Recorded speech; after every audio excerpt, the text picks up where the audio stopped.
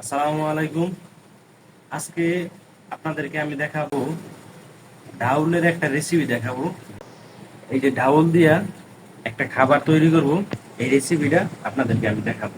সম্পূর্ণ দেখার জন্য শেষ পর্যন্ত ভিডিওটা দেখুন।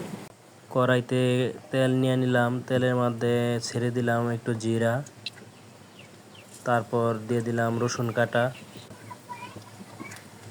এখন দিয়ে দিব পেঁয়াজ কাটা, দিয়ে দিলাম পরিমাণ মতো। এখন লঙ্কা কেটে দিব, আগেই কেটে রেখেছিলাম আপনাদের সময় বাঁচানোর জন্য। এখন এটা হালকা নাড়াচাড়া দিয়ে ব্রাউন কালার হয়ে আসলে ডাউল দিয়ে দিব আমি। এই যে ব্রাউন কালার হয়ে আসছে, এখন এখানে ডাউল ছেড়ে দিব। এখন আমি হালকা নাড়াচাড়া দিয়ে নিব। এখন আমি এখানে দিয়ে দিব একটু হলুদের গুঁড়া, এখন দিয়ে দিলাম পরিমাণ মতো লবণ, একটু নাড়াচাড়া সব মিশিয়ে নিব। মিশিয়ে নিলাম। এখন আমি পরিমাণ মতো একটু পানি দিয়ে দিব, হাফ কাপ পানি দিয়ে দিলাম। আপনার ডাউল অনুযায়ী পানি দিবেন, নাড়াচাড়া করে মিশিয়ে নেবেন। আমি মিশিয়ে নিলাম। এখন আমি ঢাকনা দিয়ে ঢেকে দিব। 5 মিনিট পর আমি একটু খুলে নিলাম।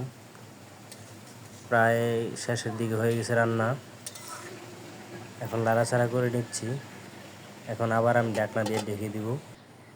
এখন একটু আপনারা অপেক্ষা করব। হ্যাঁ, এখন আমি খুলে, এই যে আমার প্রায় রান্না শেষ।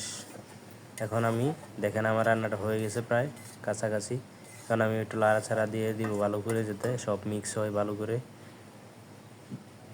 খেতে যাতে সুস্বাদু হয়।